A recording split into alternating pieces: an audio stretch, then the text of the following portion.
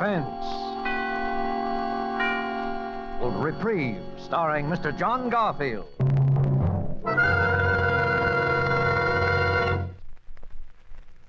This morning, my lawyer, Mr. Gurley, said he was trying to get me a reprieve, so I looked it up in a dictionary I got.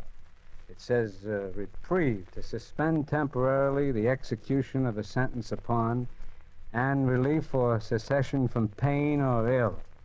Well, the first part, I guess Mr. Gurley can get. He knows all the rules. But the second part, cessation of pain, well, that's up to me. Maybe when I've spilled it all out, put it out on a table where I can look at it, why I'm here, and about the kid, about Laurie, maybe then will come cessation of pain. I don't know. Anyway, I can try. Okay. Name, Steve Hannibal. My old lady had to name me something, so I guess she read the name Stephen on a book. If she could read, which I doubt. Age 34. Health, excellent. But wait up. You don't want to sell me insurance, because tonight I'm state prisoner 80483, registered in cell 77 of the state penitentiary. That's the death cell. I'm in for murder. I was always the bright boy, but right now, I don't know, I'm mixed up, but good. And not about being here, not about murder. Well, the pen is my home, away from home, kinda. And murder in my social set, well, murder is as common as chickenpox in PS 137. No, it's that last year of honest toil that threw me for a loss.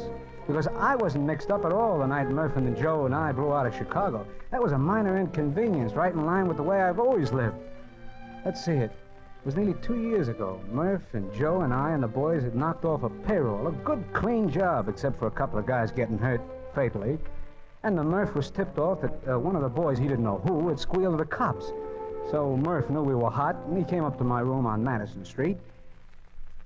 I'm leaving town, Steve, tonight. It's an idea. So am I. Yeah, we better blow. You and me and Joe. And the rest of the boys? Look, I can't take care of everybody, Steve. You know how it is. Sure, I know. You'll take care of the ones that you can't get along without. That do your thinking for you. Oh, it ain't that, Steve. Cut it. Well, okay. So we got around 20 grand. 23. Yeah, sure. Yeah, 23. Well, with that, though, we can go to Florida. Yeah? Yeah. Lie down there all winter till the heat's off. You think that's a bright idea, don't you, Murph? Well, sure. Why not? Yeah, we take a nice big shiny suite in the Paradise Hotel, pick up some dolls. Yeah, that's right. Well, that's just what we're not going to do. What do you mean? We're not going to travel first class, spread dough around places like the Paradise accompanied by any dolls. And why not? The dough's marked, bird brain. The serial numbers have been written down, and we'll be looking for that kind of dough in places where dough changes places. Places like the Paradise. Well, we could go to some other place, like a rooming house in St. Pete. Yeah, and we could be smart if we put our minds to it. Yeah?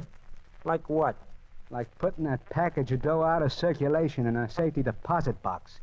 Here. You know that's all the dough we got. Sure, so we can get along without it for the time being. It's worth a little discomfort to beat a murder rap. Okay, say you're right. But we still have to leave town. We'll leave, Murph. And this is how. I figured I'll never look for you where there isn't a stall shower, so we'll fool them. We'll ride the rails.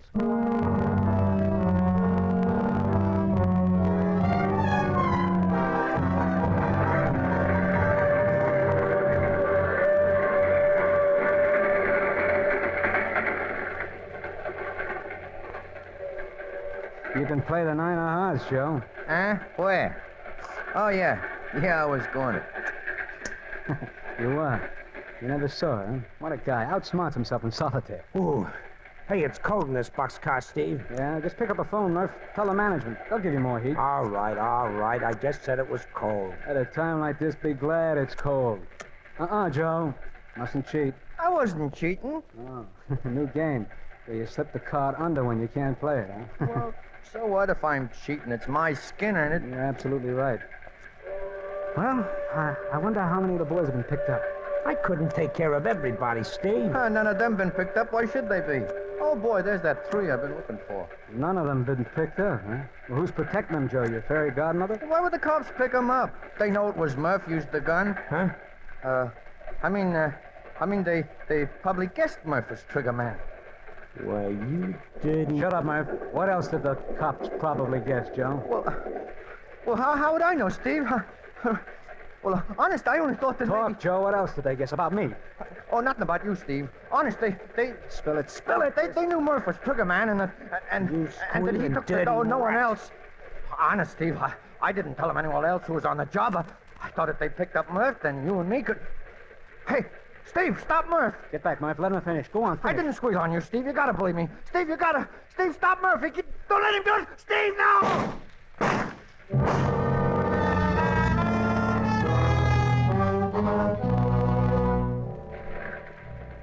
That was Murph being trigger happy.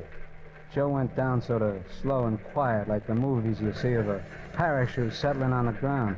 I think he twitched a little. I looked out and saw the train was slowing up and that we were coming into a freight yard, not 50 feet across the tracks. I could see a couple of guys heading our way who looked like railroad dicks. I thought fast, like always. Murph was hot, very hot, and being very shy on brains, if they picked him up, he'd lead them to the payroll dough like a homing pigeon. Inside of 24 hours, too. And I hadn't anything pinned on me for a few years. If anyone took the rap, it would have to be me. If I ever wanted to smell my share of that 23 gang, and this was the rap I thought I could beat. Unlucky, why, go up for a year or so for manslaughter, claiming self-defense. Lucky, I bluffed my way out of it altogether. I talked fast to Murph, and when the boxcar stopped opposite those dicks, I had Murph's gun in my hand.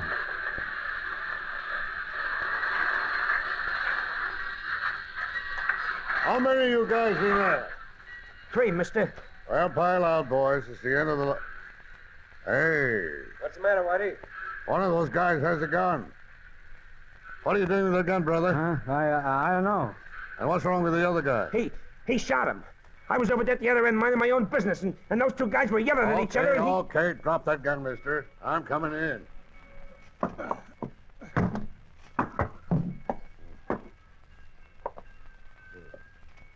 Is he dead? Dead as a mackerel. All right, mister. Tell me about it. I don't know what happened. It was his gun, or it just went off. Yeah? Did you see it? You over there. I didn't see nothing. I was down at this end of the car minding my own business. They'd been yelling at each other for hours. I didn't pay any attention till the gun went off just now. And honest, I don't know. Okay, now keep your shirt on. Looks like you're in trouble, mister. I tell you, I don't know what happened. Leave it to headquarters, buddy. Yeah. Maybe you remember better at headquarters. I don't know what happened. All right, Dreamy. No matter what you remember, the rap is murder.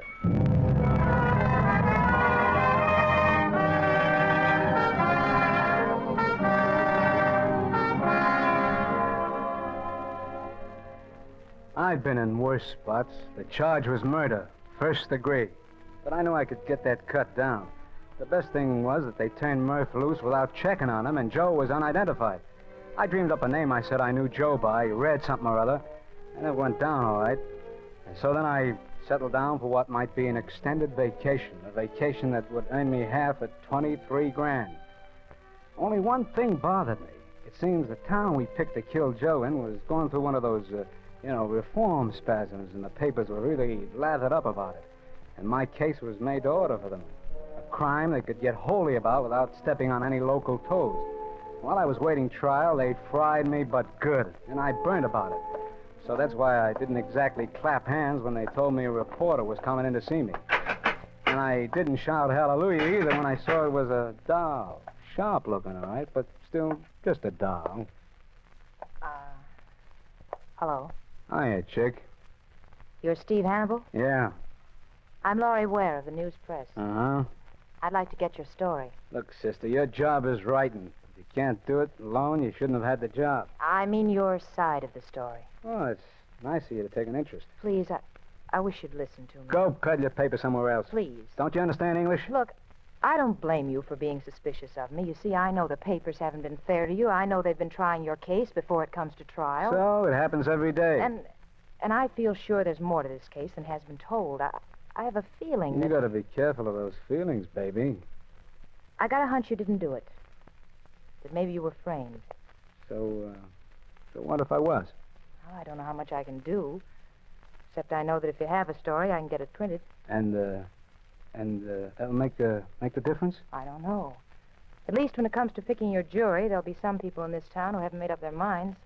Well, something in that. Well? Okay. I'll tell you the real McCoy truth. Oh, that's wonderful, Steve. I'll take it down. Well, there isn't much to tell. It was just what the papers call an innocent bystander. I was asleep when it happened. And how many men were in the boxcar? Before I got to sleep, there were about 6 or 7. When the shots woke me up, I saw 2 guys jump off, and we were moving pretty slow. And because the train was coming into the yard, you see. But at the inquest, the police said you were holding the gun. Sure I was. The cops yelled at me, and I saw I was holding it. Someone had planted it on me while I was half asleep. And when the old boy in the corner there, he said I'd done it. Yes. Yeah, he said that you were fighting with the other... Yeah, I know. I'd been fighting with Red. Well, I don't think he meant to frame me. He just got me, mixed up with one of the guys who scrammed. That's it, Steve. That's what, baby? If you'd done it, you would have jumped off. You wouldn't just stand there waiting to be arrested with a gun in your hand. Or you would have thrown the gun out. Well, they'll claim I didn't have time, but, it's an angle. And I'll pound it, Steve. I'll get you a lawyer. Yeah. I guess I'll need one. You'll need all the help you can get.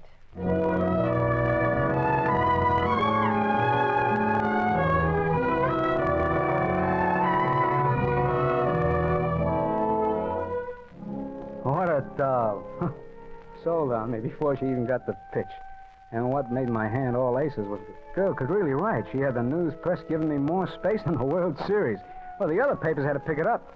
Well, by the time the trial came up, I was local hero #1, an orphan child. The whole town wanted to adopt me. So no one, least of all of me, was much surprised when the jury filed back into the jury box with their decision.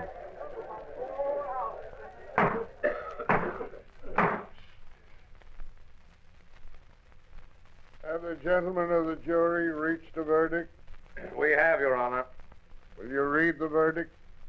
We, the jury, find the defendant not guilty as charged.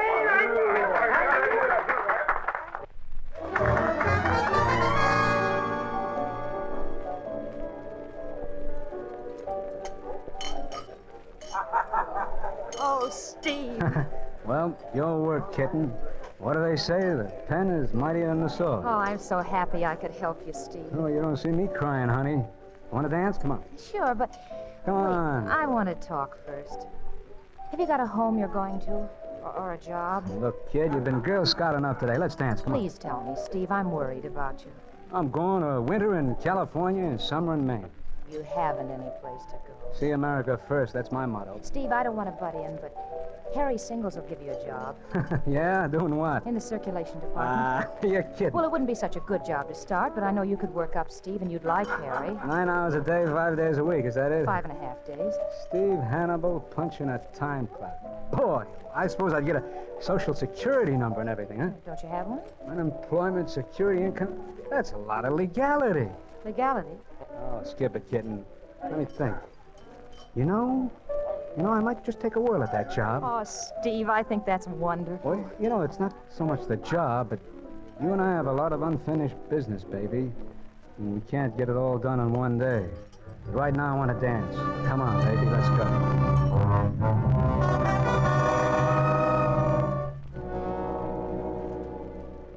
That was the old brain working again. You see, I had counted on drifting until it was safe to join up with Murph. I didn't know where he'd be gone, but I figured I'd be able to find him when the heat was off. But when Laurie said job, it was a kind of new angle. I could stay right here in town, pull down enough money to get by, and maybe even a little on the side. Well, it was the safest spot I could possibly be for the time being. I went down to the newspaper office with Laurie the next morning and was hired. First time in my life such a thing ever happened to me. Harry Singles was a sharp guy for any racket, and working with him, I got so I didn't mind. Of course, the hours were very regular, all daytime, and I had to put on a clean shirt now and then. But I always had that 23 grand to think about. And the kid Laurie, well, I couldn't have squired a better doll in Chicago, New York, or any place. Only sometimes she made me nervous. Let's not go out tonight, huh, Steve? Let's stay here in my place.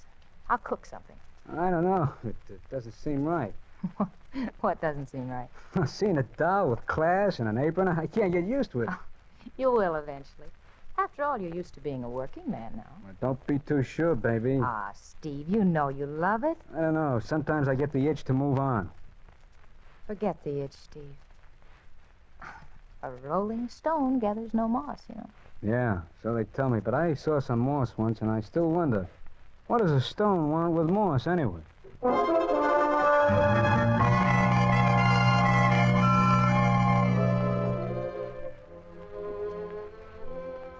See what I mean? Laurie kept telling me how much I liked being a pillar of society, so that sometimes I even began to wonder. And then Harry started shoving raises at me and titles, and, well, inside of no time, I was a district manager. And I sat down and figured the dough angle. And it gave me a shock.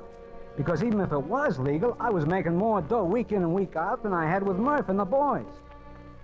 Well, the Chicago stick-up stayed hot, and I didn't hear from Murph, so I let it all ride and kept working. Along about then, the papers were in a lather again, all about reform. And the town was just crawling with rackets, and Laurie was working on the stories. One night, Laurie was typing a story in her room, and I was in the living room waiting for her to finish. And... I'll be with you in a minute, Steve. One more paragraph. And that's finished for tonight? Yeah, finished for tonight. I got something to show you. Come in here. Okay, kitten. What is it? Buying hats again? It's a letter I got in the mail, right here on the desk. Oh, the local wolves are moving in, huh? Much more exciting. Read it. Lay off or we'll measure you for a coffin. You have 24 hours to quit your job. First time I ever got anything like that. Want to read my answer? Your answer? Yeah, my article for tomorrow morning. I've written all about the note and why it was sent to me. Yeah? Well, what do you figure? Well, there's an out-of-town mobster who's moved in on the local rackets, and he's making a good thing of it. I found out about him 3 days ago, and I've really tracked him down. Yeah? Who is he? Well, here he goes with the name of Dude Ringler, but I knew that was an alias. I finally found out that he's a former big-time operator from Chicago, wanted there for a lot of things, including murder. Yeah? I'm going to print it in the paper, and he'll be picked up just about the time the papers hit the street. Oh, you told the cops, huh? No, not yet. I thought you could go down with me. And, what's the guy's name in Chicago? I don't know all of it. He headed up a gang there. They call him Murph.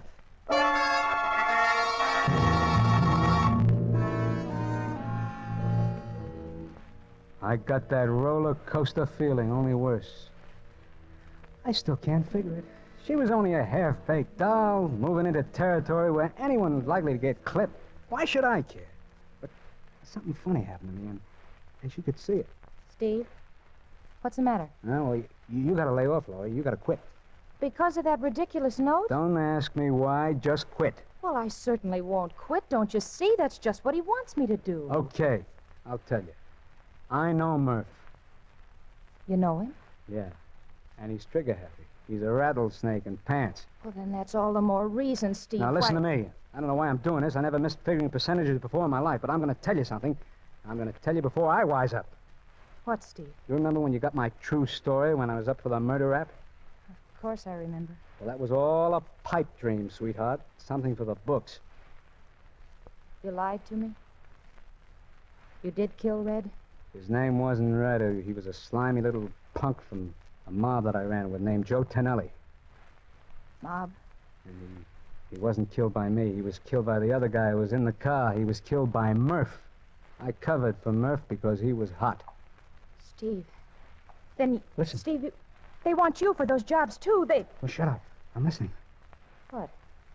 What is it, Steve? I thought I heard something in the other room and the door closed. You're just imagining it, Steve. Yeah, I guess I am. Yeah, this being a squealer takes my skin off. Oh, Steve. But you got the story, baby. Short and sweet. Now you can do what you want with it. Quit your job and live, or turn me in too.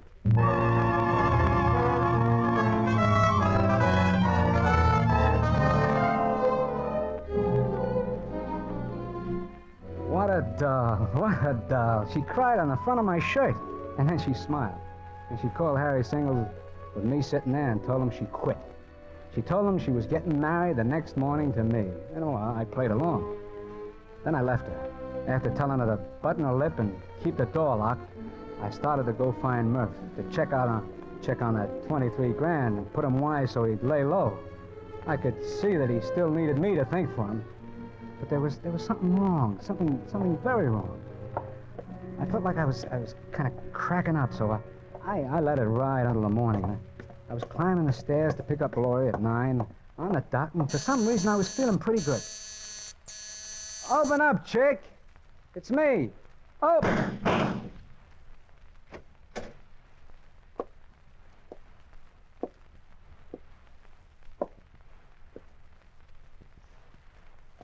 Hello, Murph. You're still trigger happy, huh? Hello, Steve. And you don't have to call me names. You're kind of up early, aren't you, Murph? I was making a little call on your doll. Yeah, I see you was.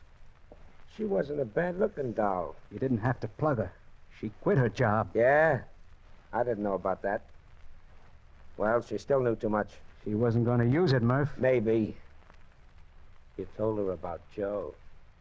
You shouldn't have done that, Steve. Huh. So it was you I heard here last night, huh? No kidding.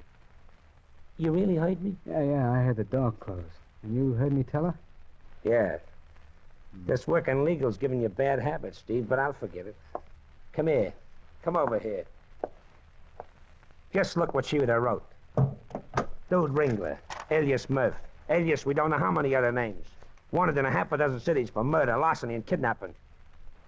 That wouldn't have looked good, Steve. She wasn't going to use it. No? Well, don't let it worry you.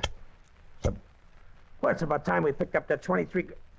Hey, what's up, Steve? You shouldn't have put your gun down, Murph. What's eating you? You shouldn't have put it down. Steve, you're nuts. Because I'm going to drill you, Murph. I've always wanted to drill you. And before I wise up, I'm going to do it.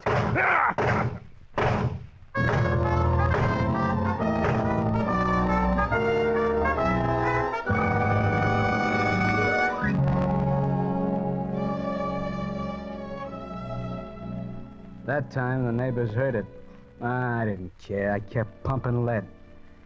When they came in, I was standing over Murph, holding the gun. The same gun he'd used to kill the kid. So the cops got me for both of them. Both of them. And for Joe and the payroll job, too. They really thought they hit the jackpot with me.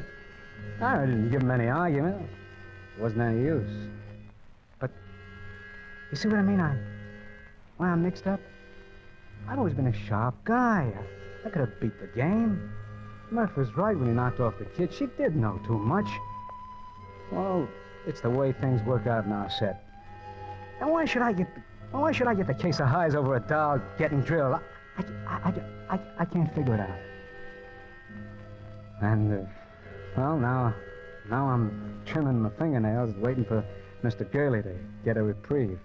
And I'm all mixed up about that, too. Because in the dictionary, it's a word that's got two meanings. And the way I feel, they don't mesh. They kind of cancel each other out. To suspend temporarily the execution of sentence upon, and relief or cessation of pain or ill. Well, anytime now.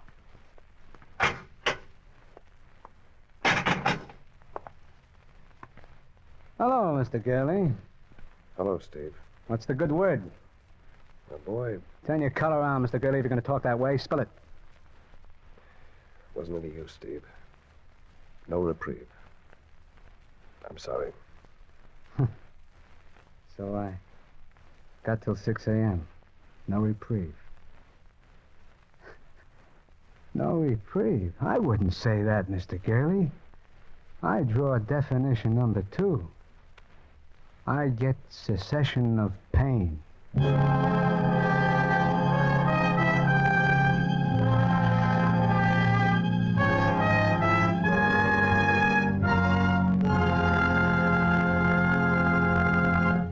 And so closes Reprieve. John Garfield, as star of tonight's study in Suspense. Suspense is produced, edited, and directed by William Spear.